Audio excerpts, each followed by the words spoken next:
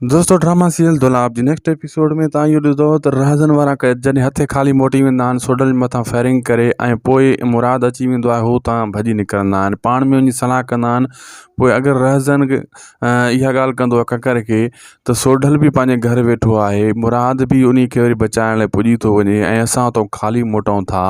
त इन जो मक़सदु इहो आहे त सोडल हिते ई आहे, काॾे न वियो आहे, छोकिरी खे हिकु पासे करे आयो आहे। ऐं इहो सोचींदो चवंदो त रहज़न जेको चवंदो मुराद ऐं पोइ मंसूर खान पाण में ॿधलनि ऐं सोडल खे हिन हथ सां मोकिलियो आहे ऐं हिननि जी इहा मिली भगत आहे ऐं असां ई बेवकूफ़ बणिजी विया आहियूं।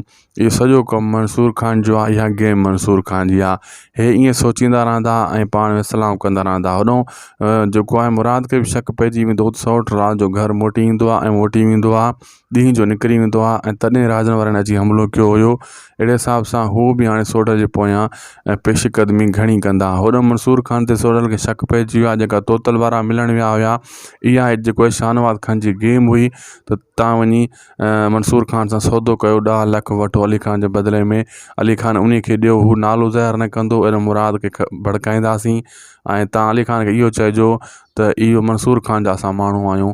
पाण मंसूर खान ऐं मुराद वारा विढ़ंदा।